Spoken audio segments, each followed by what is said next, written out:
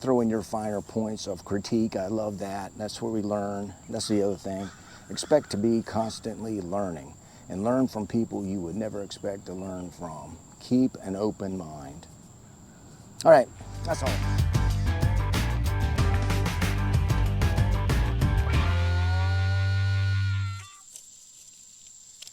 Hey gang, welcome back to Mark's 60 Plus Fitness Journey. Okay, now for today's episode, I've brought you out here to this fine little park in my neck of the woods to talk about my 50 plus years of experience and what I've learned. Now that 50 plus years of experience in fitness and weightlifting and bodybuilding and just all around going to the gym experience has hit highs and lows. But it's a cumulative list of experiences that I've hopefully learned from. And I just want to pass along my list of those. And I'm going to go through these fairly quickly here today. And then hopefully what I plan to do is pick each one of these and go into these a little more specifically in later videos. So let's just start with number one, goals. We have to define a goal. I have to constantly define a goal. What am I doing? Why am I doing this? And write it down. Write that goal down. And write it down for short term, say up to 1, 2, 3 weeks, medium term, up to 6 months, and long term, all the way out to end of life. So define a goal, write it down, and make it short term, intermediate term, and long term. Excuse me. And again, we're going to touch on these a little more specifically later. Second, have a plan. You got to have a plan to make this work. You got to have a plan to make the goal work. And in this plan, I like to keep things like, when can I work out? I've already devised that, obviously. My favorite time to work out now, since I'm retired in particular, is in the morning. Just my favorite time to do it. I've learned to prep my food for the week as best I can. Prep my food, otherwise I go off the edge, nutrition-wise. Keep a gym bag ready. Always have a gym bag ready. I always keep a spare in the car, just in case. You never know where you're going to be and need a spare gym bag. A lesson to live by. Elicit your family and friends to keep you in the game. Let them know what you're doing. Keep them inspired about what you're doing, and possibly even keep them inspired to do what you're doing. That's all part of the plan, part of my plan. And expect to adapt. Well, adopt the plan. Adapt and modify as needed. Document. Now, obviously, document the goal, as I said, document the plan, but document your progress. Document your progress with logs, photographs, videos. Just keep track of what you're doing. Document your workouts. That's even more important. Document every workout and keep that progress going so you know where you've been, how it's going, and where you're going. And expectations. I think we need to manage our expectations here. I certainly have learned that the hard way. A lot of times when I was competitively powerlifting, I had expectations of ABC and say the bench press, the squat, and the deadlift. Those expectations don't apply these days. So what are my expectations? That's what I've learned to adapt to as part of the plan. So I've kept my expectations in line with what this 65-year-old needs to do, wants to do, and feels is appropriate for his body and all the other events going on in his life.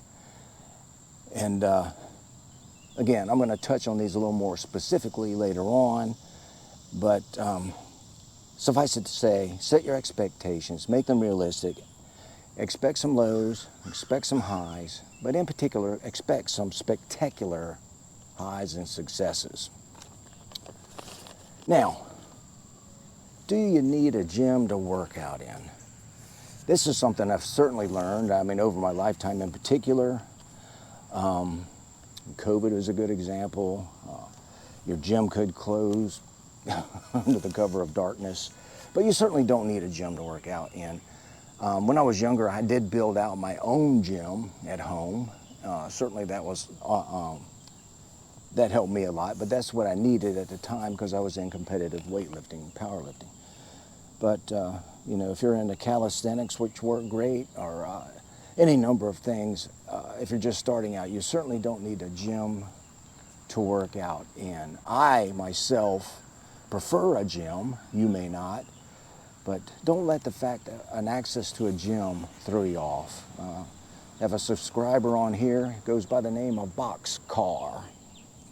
And Boxcar, an old Stan will tell you, he doesn't have a gym. He works out at home, I think primarily with dumbbells, and has made spectacular success. So let us know in the comments, Stan, about that very aspect of it. Recovery. This is a bugaboo for me. I've learned this the hard way many times. Right now, I've got a little bit of a glitch right here on my right quad that I did just the other day because I jumped into a workout probably a little too early. But recovery, rest, sleep. Sleep is primo. Nutrition, obviously. But rest and recovery. Schedule recovery days in your workout. Don't work out if it feels a little bit glitchy, sore, injury-like. And more importantly, don't fear the vacation. Take yourself a vacation. You're not going to fall apart on a 1 week, 2 week vacation. You may very well fall apart on a 6-month vacation, but in that case, just have fun anyway. But recover. Take time to recover.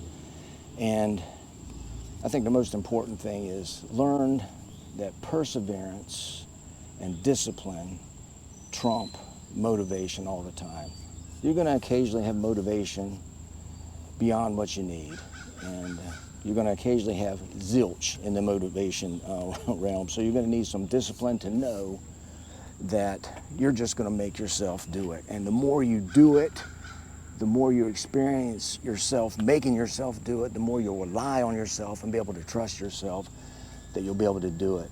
And you can use this discipline, or you can enhance your discipline by looking back on the documentation of your workouts, how you've been going, how it's going, seeing your progress. You know, like I say, this is a journey. It's going to get their highs and their lows, their expectations.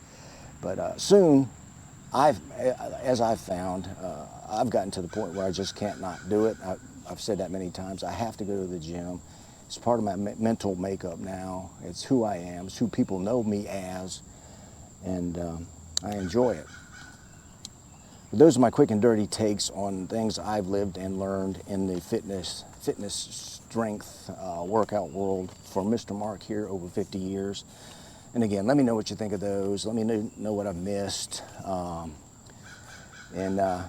You know, throw in your finer points of critique. I love that. That's where we learn. That's the other thing.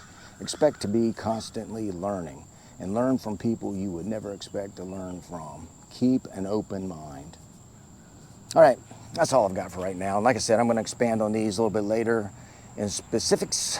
And for right now, I'm just going to go out and enjoy this lovely morning right now before it becomes 100 degrees.